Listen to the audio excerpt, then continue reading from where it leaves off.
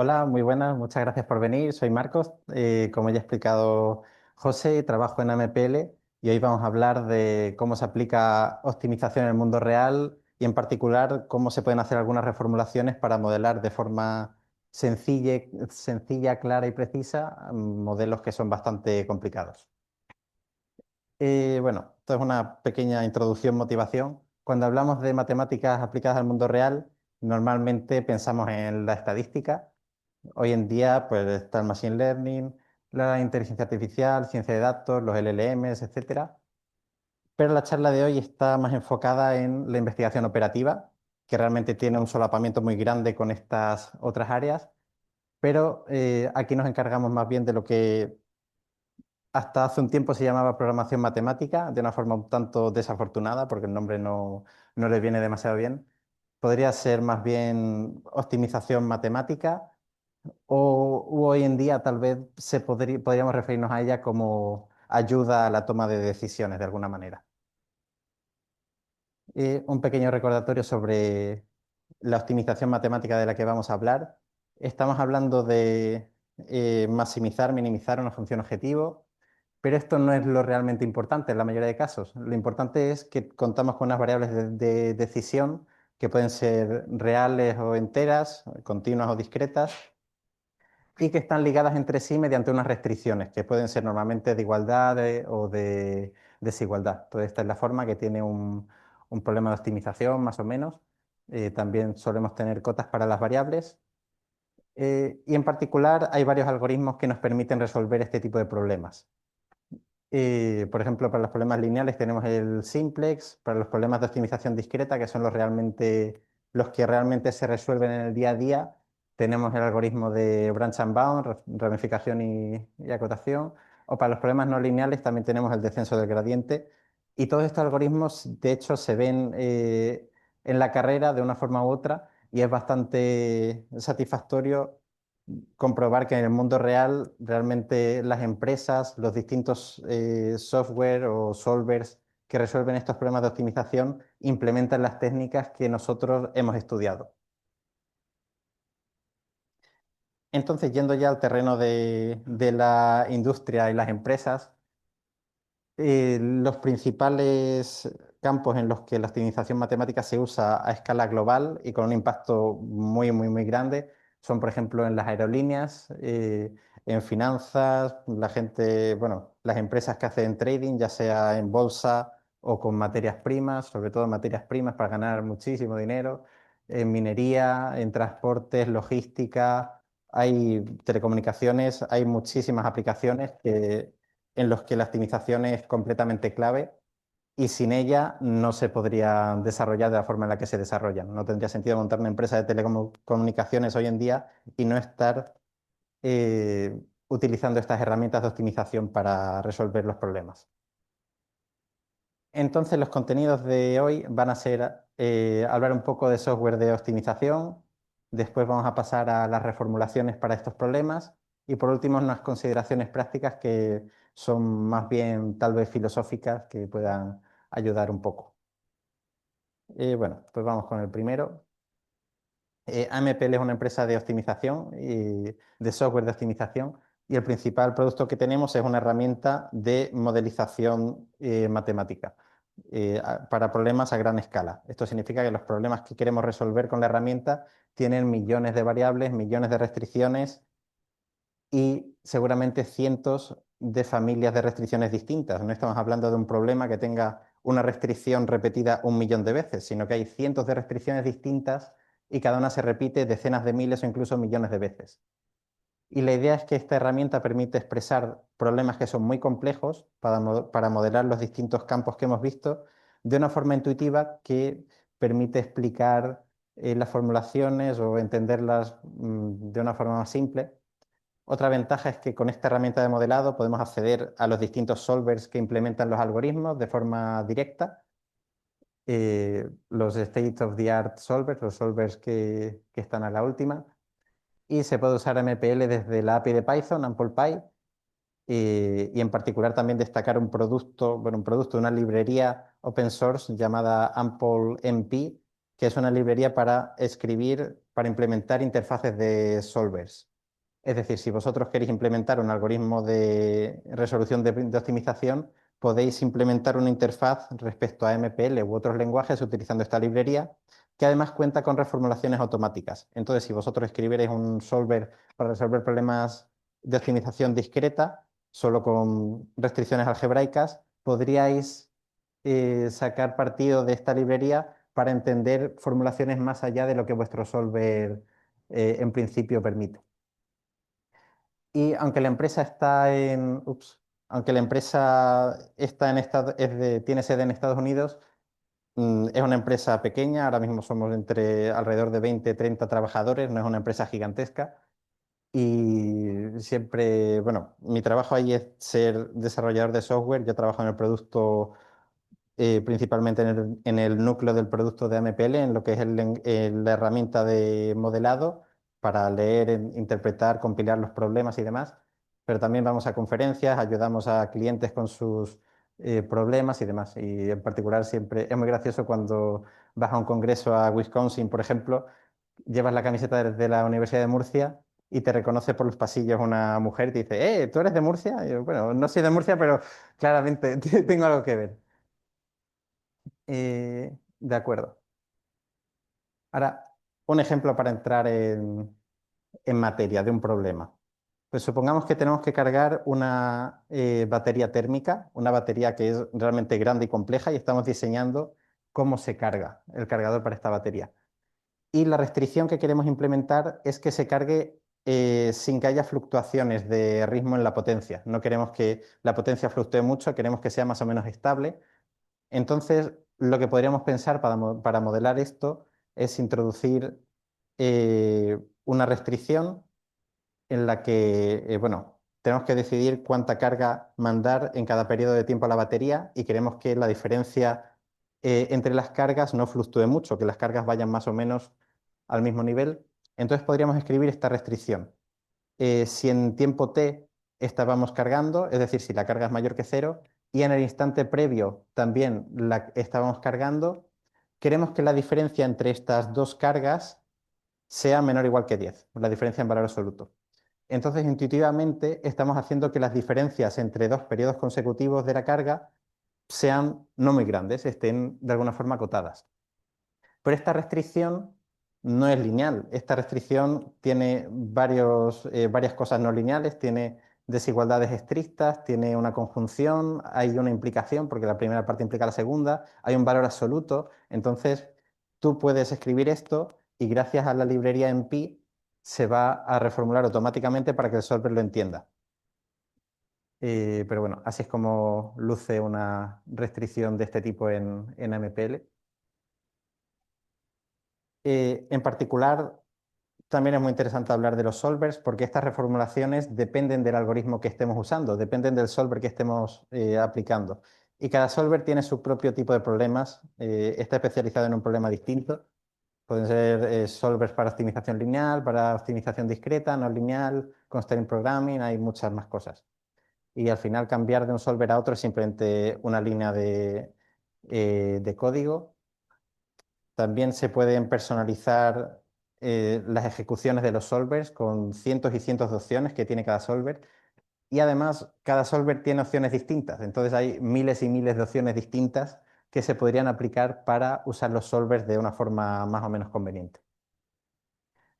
Entonces, la motivación para estas reformulaciones de las que vamos a hablar hoy es que si volvemos al ejemplo de la batería, antiguamente, cuando usábamos un solver de optimización discreta como Cplex, por ejemplo, al mandarle este modelo, el solver se quejaría diciendo logical constraint is not an indicator constraint. Abortaría la ejecución y diría, yo no entiendo esto, yo no lo resuelvo. Pero resulta que esta restricción se puede reformular de una forma exacta, no una aproximación, sino una reformulación hecha y derecha, de forma que el solver pueda resolverlo. Y eso es lo que hace la librería open source en Pi, que está escrita en C++ y permite escribir estas interfaces de solver para hacer reformulaciones automáticas. Y además de eso también mejora las capacidades de los solvers de alguna forma y añade algunas funcionalidades. Ok. Bueno, ya por último, en la motivación, la optimización es indispensable, como hemos hablado al principio. En particular, podemos hablar del sector energético. Cuando hubo un apagón el año pasado, hay modelos gigantescos en relación a la producción de energía y la distribución y transferencia de energía a lo largo de la red eléctrica. Y es muy importante que estos modelos sean lo más completos y exactos posibles, que no tengan errores. Y en caso de que haya errores, es muy importante que se puedan detectar los fallos y demás. Entonces, mm, toda la red eléctrica, por supuesto, está funcionando a través de optimización. Nadie está implementando aquí sus propios algoritmos de backtracking o, bueno. Otra aplicación, por ejemplo, sería Zara. Aquí arriba hay un post de LinkedIn que dice que Zara en 2022, me parece, aumentó sus ingresos en 200 millones de dólares. Y eso está bastante bien. Eh, Y lo que quiero decir con esta diapositiva es que para ser competitivo hoy en día, para ser Zara hoy en día, es necesario que se use optimización para optimizar los precios de todos los productos, para optimizar las cadenas de suministros, para optimizarlo todo en general, porque si no, no serían competitivos. Eh, ok. Y por último, también en cuanto a logística y transportes, la optimización es totalmente necesaria, ya sea porque las aerolíneas eligen los precios de los asientos mediante optimización también, así que si os cobran mucho es porque un modelo de optimización está diciendo que hay que cobrar esto para sacar el máximo beneficio posible. Y aparte de eso, no solo se trata de minimizar costes, maximizar beneficios, sino que también muchas veces se trata de encontrar una solución factible, de resolver un problema discreto de asignación de recursos, por ejemplo, de asignación de cómo tienen que aterrizar los aeropuertos, en qué orden, en qué aeropuertos, cuántos vuelos se pueden dar, etcétera. Aquí esta imagen es de Estados Unidos, hay muchos más aviones, pero principalmente porque esto es España a las 11 de la noche, a esa hora no hay tantos aviones. Ok. Y ahora vamos a la parte de las reformulaciones, de por qué bueno, vamos a ver cómo modelar con lógica algunos ejemplos de restricciones y la forma de reformularlo para que los solvers lo entiendan es mediante álgebra. Entonces tenemos que traducir la lógica al álgebra porque la lógica es mucho más fácil de leer normalmente.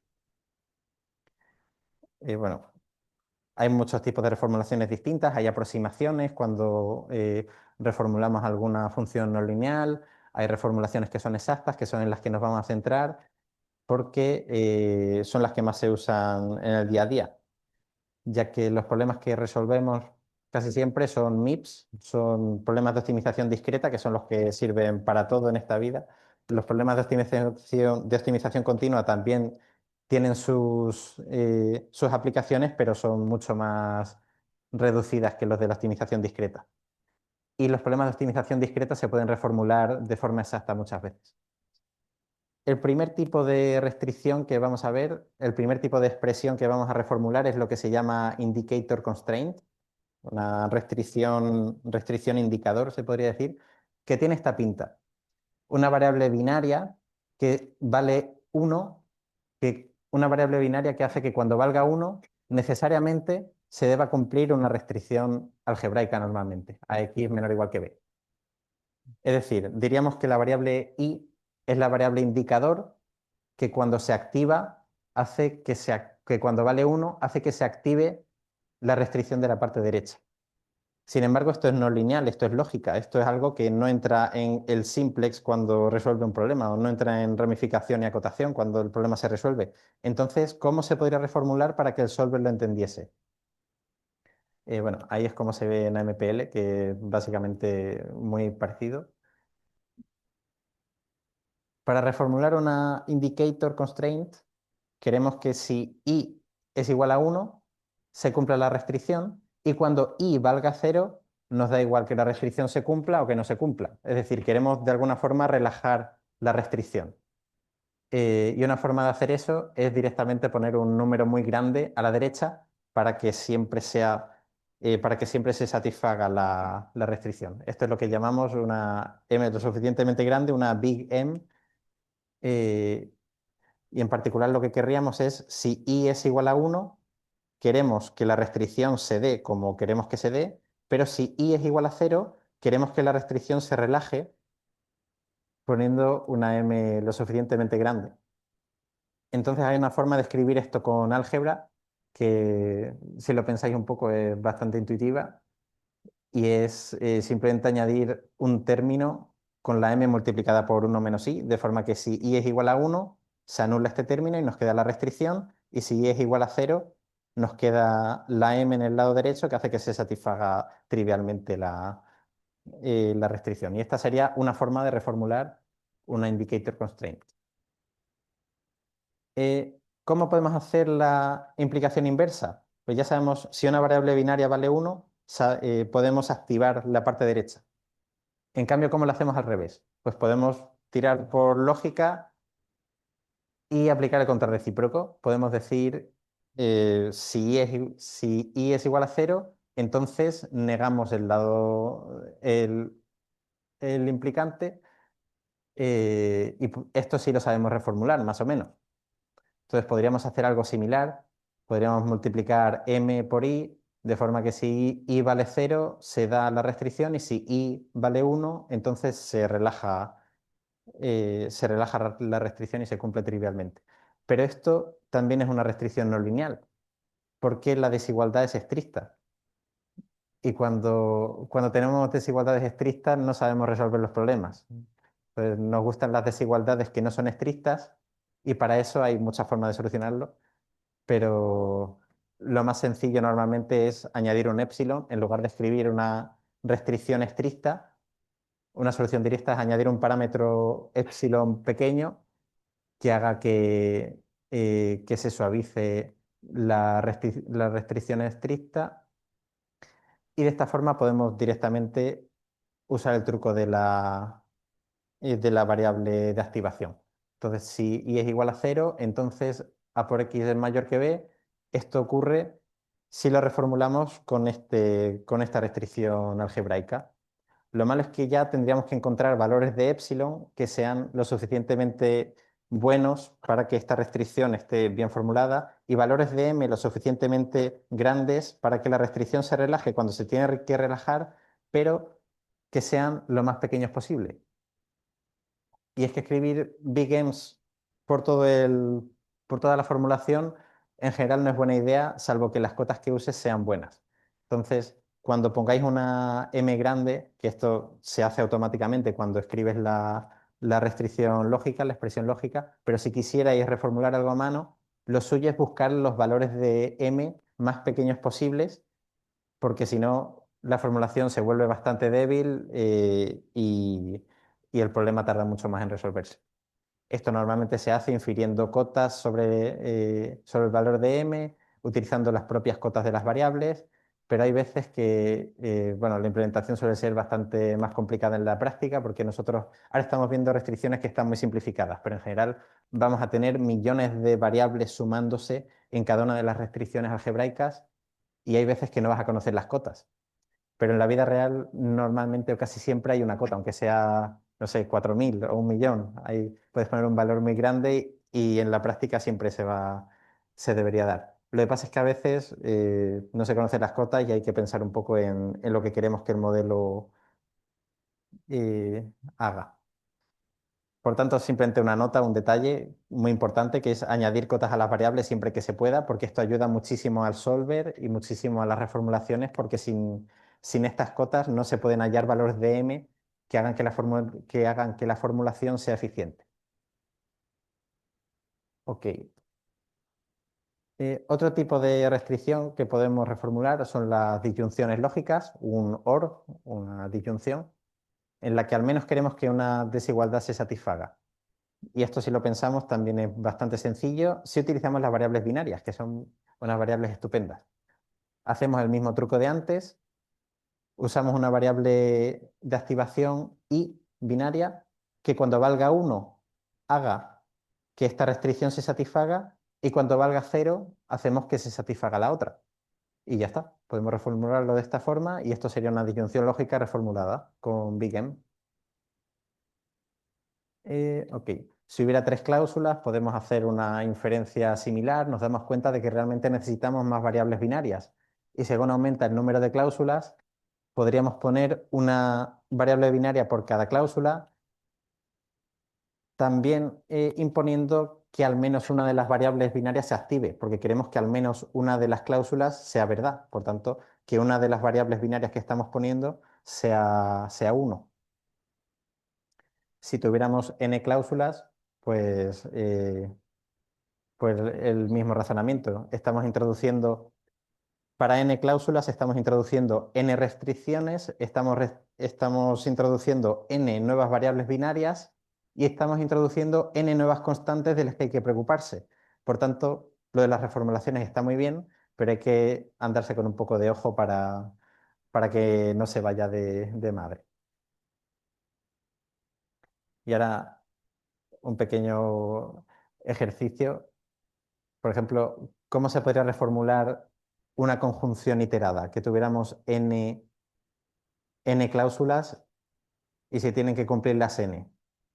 ¿Alguna idea?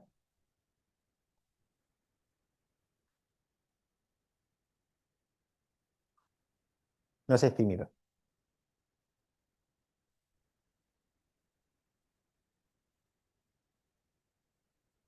Es más fácil que eso. Sí, justo eso. Las pones como son n... No, se podría intentar reformular de alguna forma también, añadiendo variables binarias, y eso también sería válido. Lo que pasa es que como es una conjunción, queremos que se cumplan las n cláusulas algebraicas, pues simplemente esto se puede reformular poniéndolas todas y ya está. Pues son n cláusulas algebraicas, pues puedes hacer n restricciones y ya está. En vez de una restricción lógica con n cláusulas, n restricciones algebraicas. Ahora, el segundo ejemplo. Queremos modelar una restricción que diga existe un i, un índice i, entre 1 y n, tal que a sub i por x sub i es menor o igual que b sub i. Vamos, que existe un i tal que se satisface esta cláusula. ¿Cómo se podría reformular esto?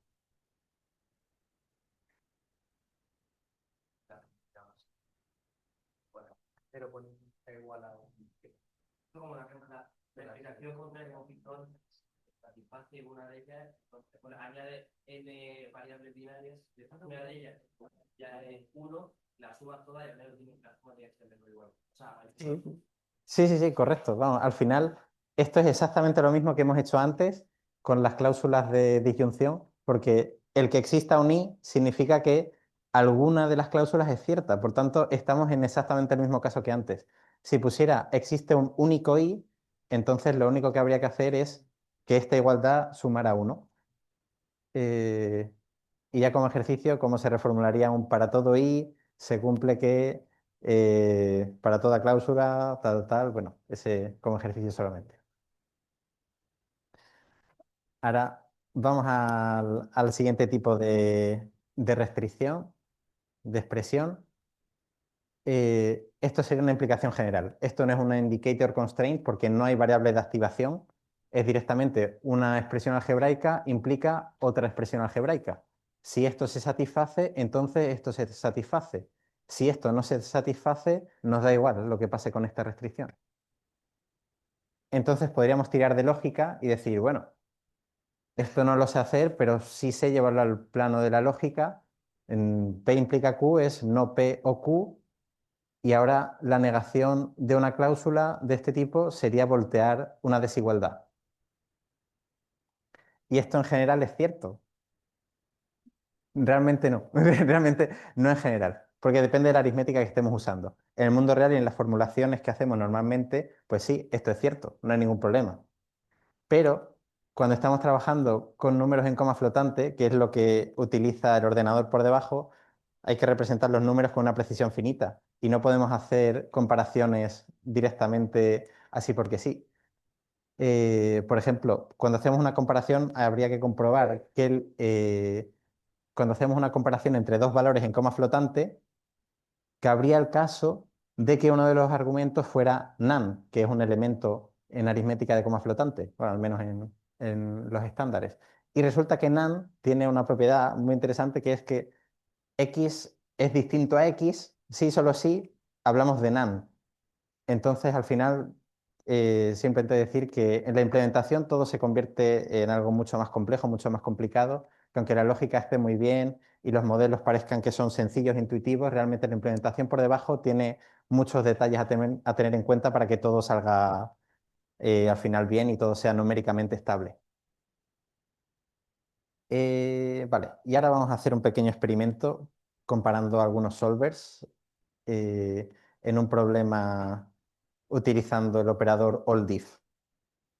Pues all-diff es un operador lógico que se aplica a una serie de variables, una lista de variables, y no es un operador binario, es un operador eneario que, bueno, el operador se satisface si todas las variables son distintas entre sí. Por ejemplo, all-diff de x y z implica que estas tres variables son distintas 2 a 2.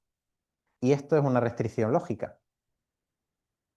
Entonces vamos a ver un problema en el que se puede aplicar esta restricción lógica y vamos a ver cómo distintos solvers se comportan para resolver ese problema. Esta restricción en particular es de una rama de la investigación operativa que se llama Constraint Programming, que está un poco separada de lo que es la optimización, bueno, los MIPS, sería otro tipo de optimización discreta, que se encarga un poco más de las cosillas lógicas, de deducir restricciones y propiedades del modelo de forma más lógica. Y el problema que vamos a ver se llama la regla de Golomb, Golomb Rule. Básicamente tenemos una regla de medir y en la regla hay pues las marcas de la regla, 1, 2, 3, 4, 5, tal. Y el problema, el puzzle, la estupenda aplicación es, el reto es poner m marcas dentro de la regla de forma que cada dos marcas estén a distinta distancia. Por ejemplo, si marcamos el 0, el 1, el 4 y el 6 dentro de la regla, la distancia entre el 0 y el 1 es 1. La distancia entre el 4 y el 6 es 2. Pero la distancia entre 0 y 4 es 4. Como que todas las distancias son distintas entre sí. Entonces el reto está en cómo colocar las marcas para que todas las distancias sean distintas. Esto es un problema de optimización bastante complejo de resolver. Este sería la solución para, bueno, una solución para m igual a 4. Eh, y esto es un posible modelo que se podría hacer con AMPL. Eh, y vamos a comparar dos formas de escribir la restricción all-diff.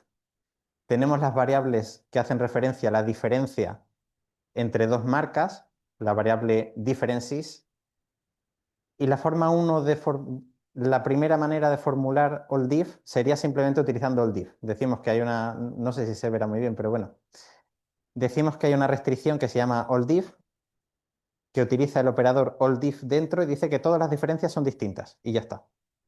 Y por otro lado, la segunda manera de formular esto es la manera naive, la manera un poco más menos directa, más desarrollada de hacer esto, es por cada dos diferencias forzar que sean distintas. Aquí estamos usando el operador distinto, que también es una expresión no lineal que habría que reformular o no, depende de lo que entiende el solver. Entonces vamos a comparar tres solvers. Gurobi, que es uno de los solvers comerciales más potentes que resuelve problemas de optimización discreta, entre otros. Hikes, que es un solver de código abierto de la Universidad de Edimburgo y también resuelve problemas de optimización discreta. Y por último, iLogCP, que es un solver comercial concretamente para resolver problemas de constraint programming. De acuerdo. Entonces vamos a ver, ¿cuál es el mejor solver? Y es muy complicado comparar solvers, de hecho, porque para cada problema no sabes qué solver va a ser el mejor, aunque haya solvers que tienen unas tendencias a ser mejores que otros, siempre puedes encontrar muchos casos y no muy rebuscados en los que los solvers que aparentemente lo hacen peor en los benchmarks sean tal vez mejores que otros y principalmente la razón y tal vez la razón sea principalmente porque están especializados en resolver un tipo de problemas que otros. Y bueno, este meme va a pasar a mejor vida en unos pocos días seguramente, a lo mejor ya está un poco. Ok, esta es la tabla de los experimentos que hacemos. Vamos a resolver el problema de la regla para m igual a 7 y m igual a 9. Aquí está la solución óptima, 25,44, no es importante. Y los tiempos. Bueno, pues primero vamos a ver los tiempos para m igual a 7. Vemos que la formulación la formulación naif, la formulación un tanto ignorante, eh, en la formulación ignorante, iLogCP es el solver más rápido, después Gurobi, después Hayes, pero más o menos está en el mismo orden de magnitud, ¿vale? Este tarda muy poco. Ah, son segundos, que no cabía en la diapositiva, son segundos. Hayes tarda casi 2 segundos en resolver el problema, pero bueno, al final tampoco es mucho. Y para la formulación con oldif, utilizando el operador oldif directamente, los tiempos son muy similares, de hecho, son incluso peores en algún caso. Entonces, parece raro, como, ¿para qué voy a usar oldif si desarrollarlo por mi cuenta puede ser incluso más rápido? Bueno, eso es para m igual a 7. Vamos a ver los resultados para m igual a 9. Ahora, el problema explota un poco en complejidad. Y estos son los números para m igual a 9. Cuando usamos Gurobi para resolver el problema, para m igual a 9, la formulación naif de comparar 2 a 2 las variables tarda 100 segundos en resolverse. Y Hayes tarda 500 segundos en resolver el problema. Entonces, esto ya son diferencias sustanciales, ya tanto respecto a m igual a 7 como entre los solvers en sí. Ahora vamos a ver cuánto tarda la diferencia, cuánto tarda el problema resolviendo el problema con oldif, utilizando simplemente el operador oldif. Pues vemos que los tiempos se reducen sustancialmente. Vemos que Gurobi casi que ahora es un tercio del tiempo que marcaba antes, lo cual está muy bien. Y Hayes más o menos de lo mismo, ha pasado de 500 a 220 segundos, que es una diferencia muy, muy grande. Entonces, ¿vale la pena usar oldif en vez de a mano comparar variables 2 a 2? Bueno, pues en este caso sí. Ahora, lo curioso es cuando vemos cuál ha sido el tiempo de iLogCP, que es el solver que se encarga de resolver problemas de constraint programming específicamente, que debería ser bueno en esto. ¿Y cuánto tiempo pensáis que tarda para m igual a 9, sabiendo que Gurobi se ha ido a 100 segundos, bueno, a 30 segundos y Hayes se ha ido a 200? Pues el resultado sorprenderá. Pues menos de 2 segundos, muy rápido. Y la formulación con oldif es un poquito más rápida, pero bueno. Entonces, cada solver puede resolver un problema distinto de mejor o peor forma, y es muy importante probar distintos solvers y distintas formulaciones porque podría haber sorpresas. De acuerdo, vamos a hablar ahora un poco del máximo, de funciones no lineales, del máximo, el mínimo, el valor absoluto, principalmente del máximo, porque con el máximo podemos hacer las otras dos. Eh, ¿Qué pasa si tenemos un máximo en la formulación y lo queremos reformular? Pues si estamos minimizando el máximo, tal vez ya hayáis pasado por esto, pero si queremos reformular el máximo de unas cuantas variables, podemos simplemente decir que z va a ser nuestro máximo e imponer las restricciones z mayor o igual que x sub i, donde x sub i es cada una de las variables. Entonces, esta reformulación es exacta porque, bueno, tendríamos que minimizar z en el problema. Esta reformulación sería exacta porque z, el máximo, siempre va a ser mayor que nuestras variables, pero como estamos minimizando z, z se va a quedar ceñida a una de las variables, por tanto va a ser realmente el máximo, no va a ser un valor mayor que el que debería ser. Entonces esta reformulación es bastante sencilla, pero solo aplica cuando estamos minimizando z.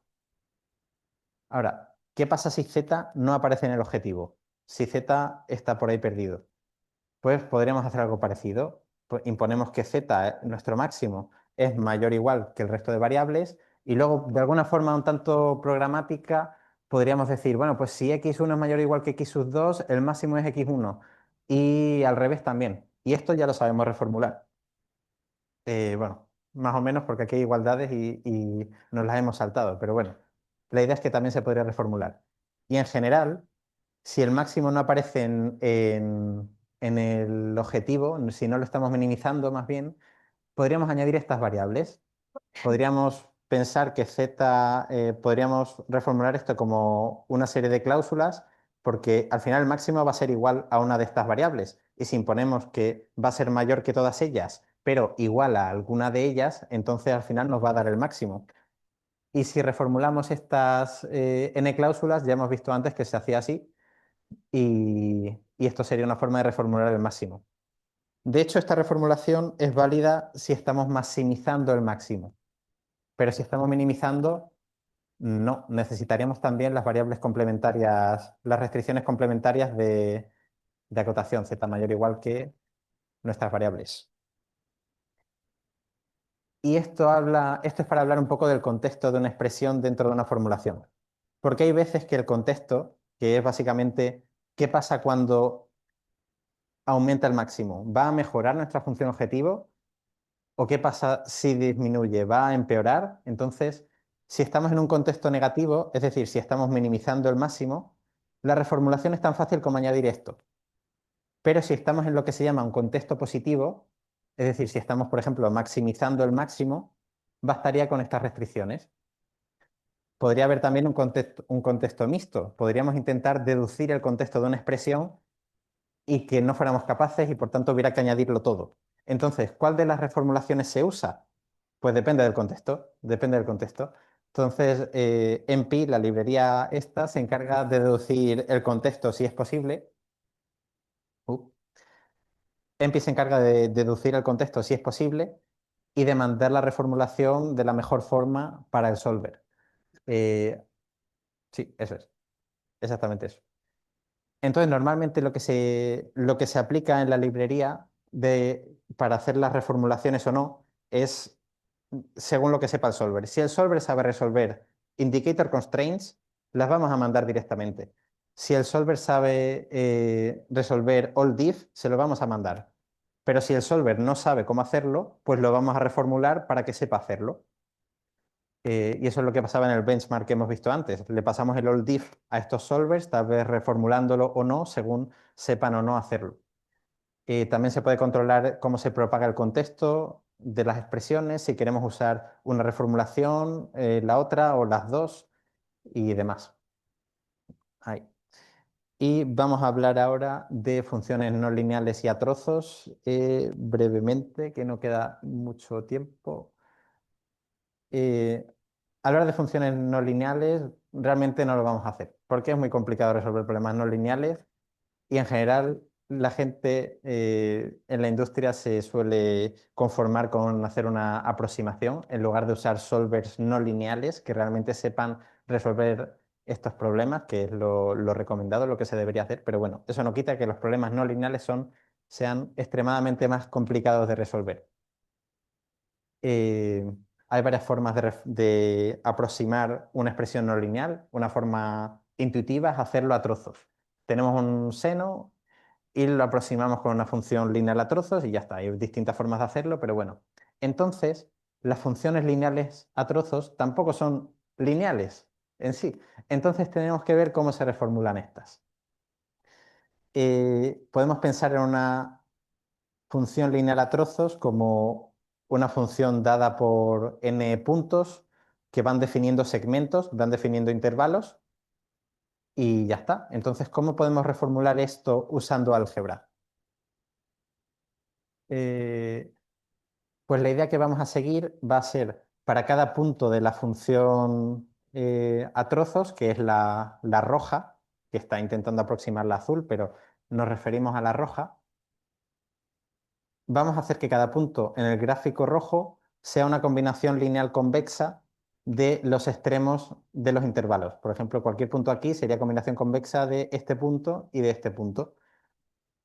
Entonces podemos introducir unas variables lambda que sean los coeficientes de la combinación lineal convexa, que cumplan que sean mayor o igual que 0, que la suma sea igual a 1 y tal. Y lo que queremos es que los lambda se activen de forma consecutiva. No podemos hacer que un punto del gráfico rojo sea combinación lineal de dos extremos de intervalo que estén separados. Tienen que ser consecutivos. Entonces, ¿cómo modelamos que sean consecutivos? Pues con la idea que llevamos haciendo toda la mañana, que es añadiendo variables binarias para activar cada uno de los intervalos. vamos a añadir nuevas variables binarias z sub i que van a indicarnos si valen 1 que estamos en el intervalo i y si vale 0 que no estamos en ese intervalo y que no usamos los extremos de ese intervalo. Entonces, con estas variables podemos realmente descartar los segmentos que no corresponden. Si hacemos que la suma valga 1, significa que estamos en un único intervalo, de forma que solo activamos dos de los lambdas. Con las ecuaciones no hace falta que le echéis un vistazo. Al final es por ser completista. Eh, ¿Qué pasa con esta formulación? Que si tenemos n trozos en nuestra función lineal a trozos, tenemos n variables continuas, que son las lambdas, tenemos n variables binarias, que son las nuevas de activación del intervalo, y tenemos n restricciones, una por cada activación, por cada lambda. Entonces la pregunta es, ¿se puede hacer mejor? Pues la respuesta es que depende del caso que estemos resolviendo, depende del problema. Esta formulación podría ser la óptima, la más eficiente para algunos problemas, pero para otros no tanto y viceversa. Hay muchas formas de reformular funciones lineares a trozos y nos vamos a centrar en... voy a explicar brevemente lo que es una reformulación logarítmica en cuanto al número de variables binarias. Vamos a mantener las lambda y lo que vamos a hacer es que no necesitamos una variable binaria por cada intervalo. Vamos a decir que nos vamos a ahorrar todas las variables binarias de los intervalos. En lugar de eso, vamos a coger cada uno de los intervalos, el intervalo, por ejemplo, 146, lo vamos a codificar utilizando ceros y unos, utilizando bits, y si nuestra función a trozos tenía 256 intervalos, solo necesitamos 8 bits para codificar todo esto. Y lo que vamos a hacer va a ser añadir una variable binaria por cada uno de los bits. Y esa variable binaria va a ayudarnos a codificar todos los intervalos que tengan un 1 o un 0 en el bit dado. Bueno, entonces seguimos un poco la idea esta. Va a haber las variables z sub i van a seguir apareciendo, pero ahora no son binarias, ahora van a ser variables continuas. Y automáticamente se van a fijar en el valor adecuado gracias a las nuevas variables de los bits, las b sub k, que básicamente van de 0 al logaritmo en base 2 de n, y que van a decir, si b sub k vale 1, entonces el intervalo que estamos activando tiene en el bit k un 1, y si b sub k vale 0, en el bit k hay un 0. Entonces lo que estamos haciendo es codificar los bits de cada intervalo. Esto lo vamos a hacer con restricciones de desigualdad sencillas como esta. Si b sub k vale 0, z sub i vale 0, estamos desactivando el intervalo. De acuerdo. Ok, ¿qué implicaciones tiene esto? Que estamos añadiendo con esta reformulación 2n variables continuas, un logaritmo de n variables binarias y n más logaritmo de n restricciones.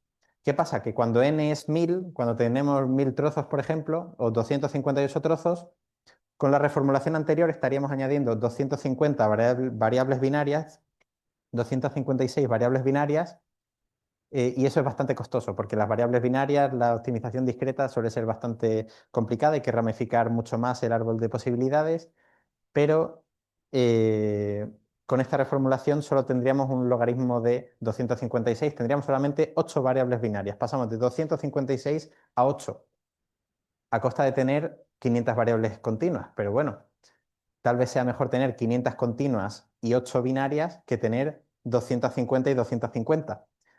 Pero bueno, esta es una forma de hacer reformulaciones un poco más inteligente y esto, tal vez para los más frikis del binario, esto se puede codificar no usando codificación binaria, la típica que conocemos, sino utilizando el código Gray, eh, que es una forma de codificar binario un poco más, que tiene algunas aplicaciones como esta para que las formulaciones sean más fuertes.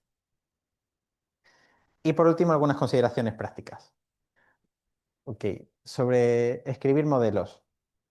Hoy en día ya sabéis que modelos y código en general no se escribe mucho, se escribe más bien poco, aunque hay entornos muy buenos para programar, está Google Colab, está Python, podéis usar los LLMs, Pero bueno, en general para escribir modelos es bastante importante que sepáis cómo funcionan los solvers por debajo. Ayuda mucho a escribir modelos eficientes, ayuda mucho a escribir modelos claros, modelos que no sean redundantes.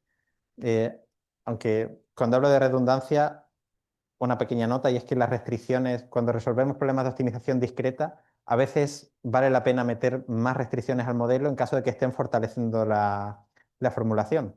Hay veces que acota más la región factible y es más fácil resolver un problema que tiene más restricciones en lugar de quitarlas. eh, Hemos visto que suele ser más eficiente enviarle al solver información de alto nivel, por ejemplo, una restricción de este tipo. Si i es igual a 1, entonces la suma en i de estos elementos, pero ¿este elemento qué es? Este elemento pues depende. Si la variable que subí es 0, si la variable que subí es 0, entonces el elemento de la suma será i sub i. Pero si no es 0, entonces queremos que el elemento de la suma sea este. Y queremos que la suma de esto sea menor o igual que 1. Bueno, pues esto es mucha información para el solver. Y es mejor mandárselo así tal cual que reformularlo a mano normalmente, en la mayoría de casos. También más ejemplos de reformulaciones que pueden ser un tanto más elaboradas, o el diff, el máximo, el or. Y ya para ir acabando, decir que el modelo no lo es todo. Hay veces que el modelo simplemente está minimizando costes, maximizando beneficios, está intentando que las operaciones de una empresa sean lo más robustas posibles, que sean más resistentes a cambios, o tal vez estén intentando cumplir regulaciones simplemente. Tal vez haya una restricción que es porque hay una ley en los documentos de las leyes que dicen que algo tiene que cumplirse. Entonces el modelo ayudaría a que estas leyes se cumplan. Y al final el modelo de optimización no es más que una pequeña pieza en un engranaje muy, muy grande. Hay un montón de... Está dentro de un sistema mucho más gigante lleno de modelos de predicción. Seguramente haya distintos modelos. En las empresas no hay un solo modelo que está controlando todo, sino hay varios modelos que tal vez sean incluso independientes entre sí. Las empresas no tienen un solo problema de optimización, tienen muchísimos. Y al final, como digo, esto es más bien una ayuda a la toma de decisiones para las empresas. También es muy importante que el modelo sea explicable, porque a veces cuando una empresa quiere una solución, mm, es muy, muy valioso que le puedas explicar el modelo a alguien, que le puedas contar por qué la solución es así o asá, teniendo en cuenta que muchas veces, vamos, en la mayoría de casos, la gente ni siquiera, la gente con la que se hablaría, ni siquiera saben qué es la optimización, no saben lo que es una solución óptima.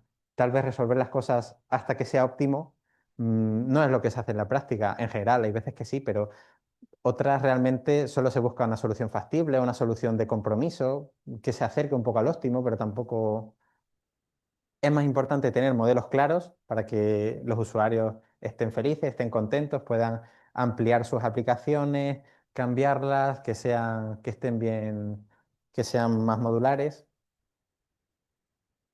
Y por último, hablar un poco del valor que tenemos los matemáticos, ingenieros, ciencia de datos hoy en día, porque tenemos un conocimiento muy, muy concreto. Esto de la investigación operativa no es que sea especialmente popular en otros campos y realmente es un conocimiento muy valioso que se usa en el día a día, que no mucha gente conoce, gente de a pie, que la gente de a pie no lo conoce mucho y nosotros somos capaces de modelar estos problemas, entender las formulaciones, cambiarlas, extenderlas, explicarlas.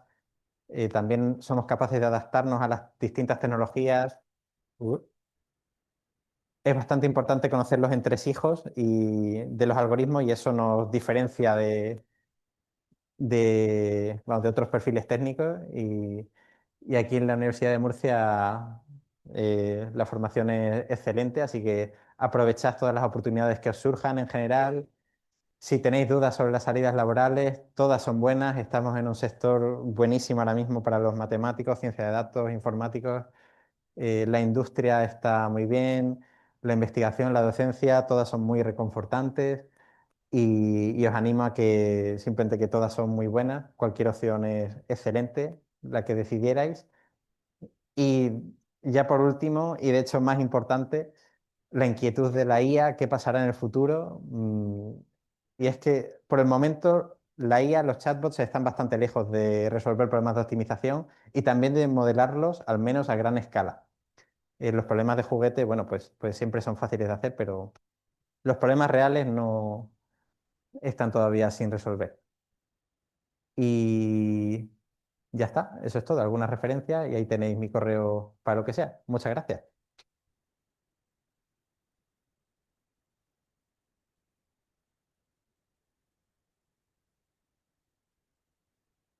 Bueno, viendo la charla, pues habrán sonado varias cosas, porque algunas de las cosas que ha comentado Marcos también las hemos visto en la asignatura. Este es el momento de hacer preguntas sobre curiosidades que tengáis de lo que ha dicho o de cualquier cosa, ahora que lo tenemos aquí, antes de que se nos vaya. Uh, ¿No ¿Alguna tenéis inquietud? preguntas? ¿Ninguna? Adelante. No, la pregunta me surgió proyecto individual que nos empezaron a hacer.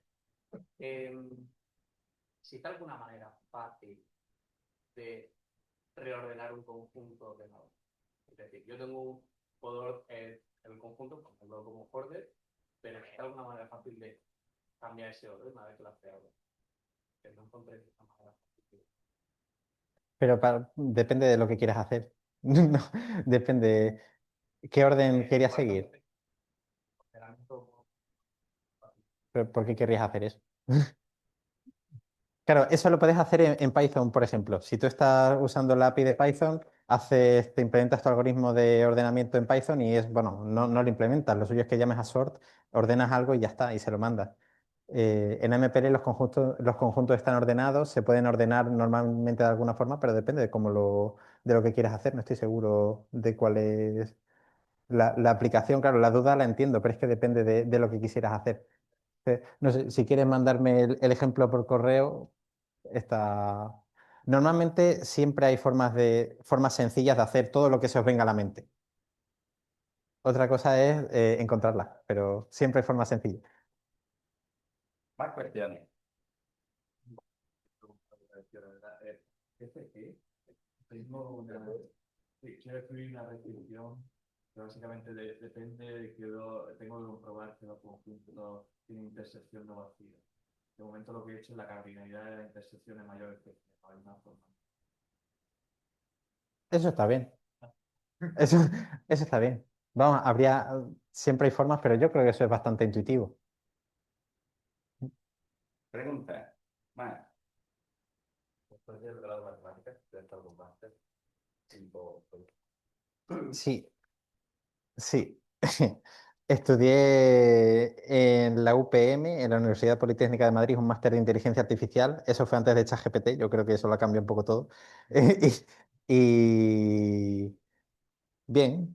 Mm, lo que tal vez recomiende sería una recomendación. Si queréis saber un poco más de otros temas, tal vez sea mejor hacer un máster en distintos sitios porque al final los profesores son distintos y están sesgados de otra forma, bueno, unos más que otros, pero el salir fuera, el ver esas oportunidades siempre está, es, ¿cómo se dice?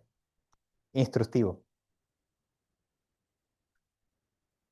Y después, vamos, justo empecé a trabajar en MPL cuando empecé a hacer el máster, empecé haciendo como de prácticas y ya llevo ahí unos cuantos años, así que las prácticas se están alargando. Y entré un poco de rebote en cuanto a esas prácticas, porque hubo ellos publicaron una oferta de trabajo que José compartió y yo de alguna forma acabé solicitando esa oferta de trabajo, tuve una entrevista y al final mi perfil no era el que buscaban, pero para unas prácticas pues sí, sí les engañé.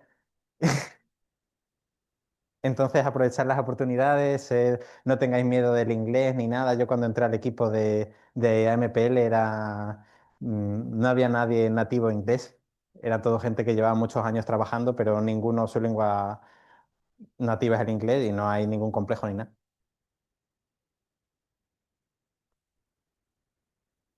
Sí. tú has dicho que dentro de AMPL te dedicas a diseñar software. O sea, tú como tal, la optimización y demás, no la aplicas, sino que, o sea, como, ¿cuál es tu función en esta tendencia? Sí, a veces aplico optimización, pero más para A lo mejor viene un usuario y manda un correo, tengo este problema, no funciona esto, se ha roto esto. Yo digo, bueno, pues habrá que ver lo que está haciendo. Me tengo que meter en su modelo, ver lo que está haciendo, por qué se está rompiendo. Había unas diapositivas aquí que eh, no sé si estarán...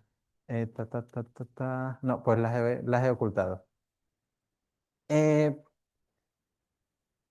pero bueno, la cosa es que hay que saber de reformulaciones y de matemáticas y de optimización para ver lo que puede estar pasando al modelo. Y mi función ahí principalmente es ser desarrollador de software del intérprete de MPL, lo que lee el modelo y compila las restricciones, transforma, hace el pre-solve, el preprocesamiento, luego manda la matriz al solver y tal. Yo, en general no me encargo ni de las APIs ni de las interfaces de solver, es algo más como el núcleo de AMPL. Pero muchas veces también trabajamos con clientes, porque al final la empresa es pequeña, no hay 500 personas, entonces eh, es muy divertido a veces tratar con los clientes y ver lo que están haciendo. ¿Más preguntas? Sí, que nosotros tenemos en nuestro problema una restricción que se tiene que activar si dos variables binarias están activas. Y nosotros lo que hemos hecho es modelizarla, primero cambiándolo de ser las dos activas porque el producto sea uno y luego linealizando la implicación. ¿Hay alguna forma más eficiente de hacer eso o incluso sería mejor simplemente dejar que el intérprete lo haga? Dices que las dos variables binarias estén activadas, Sí, que si las dos variables binarias están activadas a la vez, entonces se tiene que cumplir otra restricción. entonces podrías poner que la suma sea 2, ¿no? Por ejemplo, sería una opción. Pero sí, hacer que la multiplicación sea uno es una forma. Y seguramente decir que la multiplicación sea uno por debajo se reformule como que la suma sea 2.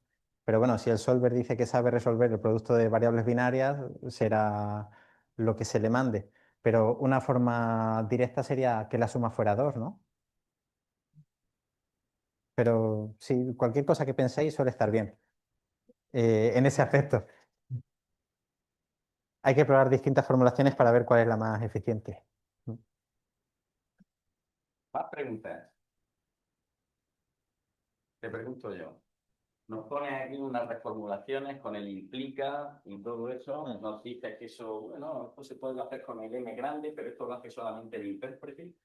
Pero el intérprete que hace de verdad, o sea, si nosotros ponemos una implicación lógica de esas que tú has puesto, lo primero, eso se lo va a tragar la versión de AMPL que nosotros tenemos, quiero decir, Sí, ese módulo MP del que habla eso. está ya integrado dentro de lo que nosotros tenemos instalado en nuestras máquinas. Sí, de hecho está integrado en el solver. Es decir, el solver que utilizáis es un solver implementado con MP, con MP, y por tanto, cada vez que utilicéis ese solver va a tener todas estas reformulaciones automáticamente, porque las reformulaciones dependen del solver. Vale. Entonces, si nosotros tenemos que poner una implicación lógica y no queremos reformularlo usando el fichero este de tricks que yo siempre reparto, eso teóricamente dice que funciona. Pero tú has dicho aquí, como yo les digo a ellos, oye, la M grande, es que hay que estimar la M grande. Tenemos que poner la M grande lo más pequeña posible. ¿Eso lo hace el solver? Sí, ¿O lo el hace. solver pone la M grande que le da la gana? Depende del solver. Lo normal es que se infiera la M más pequeña posible, vamos, más pequeña posible. Si tienes conocimiento experto, puedes poner una mejor M, pero normalmente tú haces una deducción en base a las cotas de las variables que participan en la expresión y esa es la M que se calcula automáticamente. Entonces, es algo que se hace automáticamente y debería estar bien. Y si sois capaces de encontrar una M más eficiente de la que nosotros ponemos, entonces podéis decírnoslo para que podamos mejorar la herramienta, pero es complicado. Hay una forma de explorar. Sí. Perdona que te diga, tenemos que saber cuál es la N que pone el programa. Nosotros hay alguna Eh, forma de que le podamos decir, dime qué me estás poniendo, que la quiero ver. sí, hay.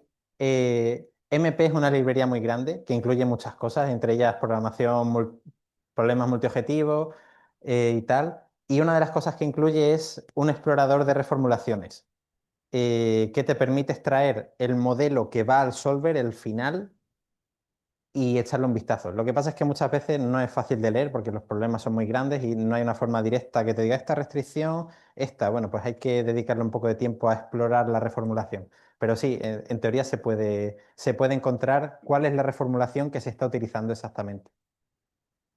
Vale. Entonces, en un principio, las implicaciones lógicas, simplemente con el igual, igual, mayor, se supone que eso se lo traga, que funciona y que las cotas no las hace de cualquier manera, sino que por lo menos intenta de hacerlas lo más ajustadas posible, fijando las cotas de las variables y entiendo que las restricciones lineales, que hará como hacen el resolve para tratar de ajustar las cosas. Entonces, con esas cotas ajustadas, pues tratará de encontrar los valores de la m grande que necesita o de la m pequeña y tal, ¿no? Sí, exacto. En caso de que no se pudiera inferir la cota, porque no has puesto ni una cota en tu problema, entonces va a haber un warning, va a saltar un warning cuando escribas solve y depende del solver que estés utilizando, te dirá cómo se trata ese warning. Hay solvers que dicen, sí, sí, yo lo acepto, yo lo acepto. Y el solver usa una big M de 1.000.000, de 10 elevado a 6, y ya está, y se queda tan ancho. Hay veces que no, hay veces que el solver como que lo rechaza y nosotros en la interfaz ponemos una cota, pero te estamos avisando con un warning.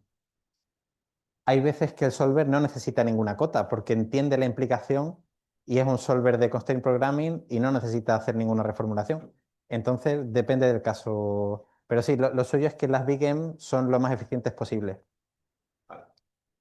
Otra cosa que quiero saber.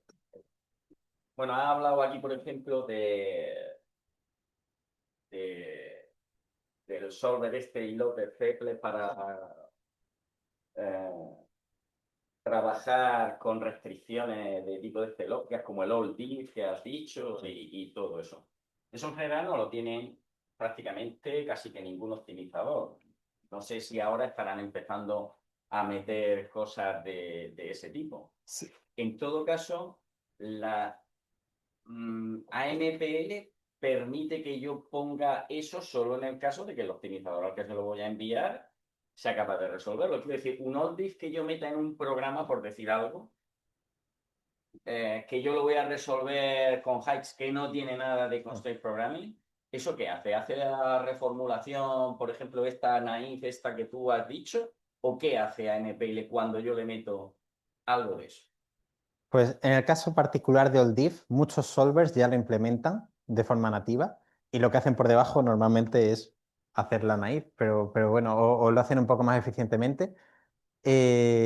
Como hemos visto antes, la Naive era bastante más eficiente y eso es porque tanto Hives como Groovy creo que implementan OldDiff nativamente. Pero en caso de que no... Hay otros... ¿Dónde está? Ay, ¿en serio no lo he metido? Vaya. Ah, sí, aquí. En NP hay muchas expresiones lógicas distintas. Ahí también están también el operador count, at most, number of, hay un montón. Y no todos estos son implementados por los solvers. Entonces, normalmente lo que hacemos es una reformulación lo más eficientemente posible para que el solver lo entienda, porque al final estas reformulaciones, la gracia es que son exactas, no estamos cometiendo un error de aproximación. Pero sí, yo creo que la tendencia últimamente es que los solvers empiecen a implementar este tipo de restricciones nativamente, de forma nativa. Y también decir que todas estas reformulaciones se pueden controlar utilizando las cientos de opciones que hay de cada solver. Por ejemplo, está la opción aceptar máximo, que te dice, si tú le mandas el máximo al solver, ¿qué quieres que haga? ¿Quieres que use su propia función de máximo que usa nativamente? ¿Quieres que lo reformulemos nosotros? Y si lo reformulamos nosotros, ¿quieres que se propague el contexto? ¿Dónde está? Aquí. ¿Quieres que se propague el contexto de la expresión para el máximo o para el coseno en este caso? Entonces todo en sí se puede controlar. Lo que pasa es que hay cientos de opciones para hacerlo. Vale.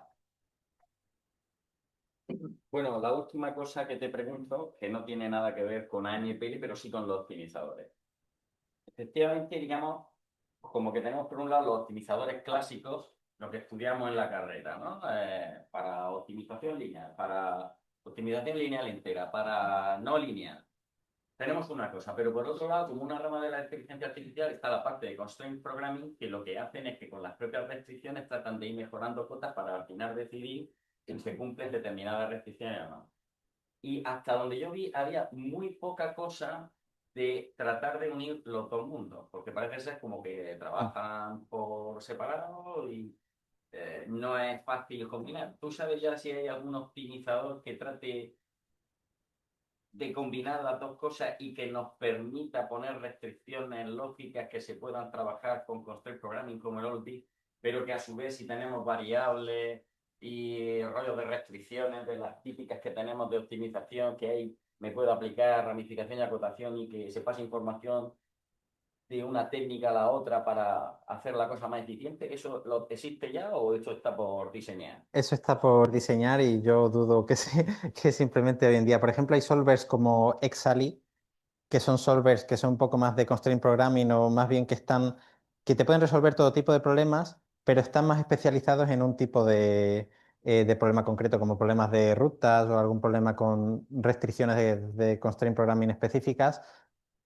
Eh, pero el rendimiento que pueden tener en problemas de optimización más generales, vamos, no es su especialidad es lo otro. Y de la misma forma, tenemos solvers típicos como Gurobi o Simplex o Express que son muy buenos en optimización discreta, implementan un montón de cosas de constraint programming o casi todas las cosas lógicas de forma nativa, implementan casi todo, pero es que aquí faltan cosas que ni siquiera en MPL están.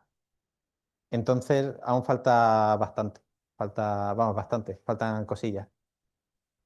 Así que de momento la respuesta yo diría que es no. Que tienes que hacer tú a mano las reformulaciones que tú quieras para cosas un poco más complejas, porque en Constraint Programming también hay variables dentro de variables, por ejemplo, que puedas llamar a X de Y o cosas así, que eso ahora mismo no está implementado. Vale. Bueno, ¿alguna cuestión o alguna cosa que queráis preguntar o despedimos ya a Marcos? Bueno, Marcos, pues muchísimas gracias por haber venido, por habernos dedicado tu tiempo, por haber puesto aquí a la facultad y a ver si te anima y viene en alguna otra ocasión y nos cuenta alguna otra cosa más de las que estéis haciendo por ahí en la empresa. Pues sí, muchas gracias a vosotros por venir.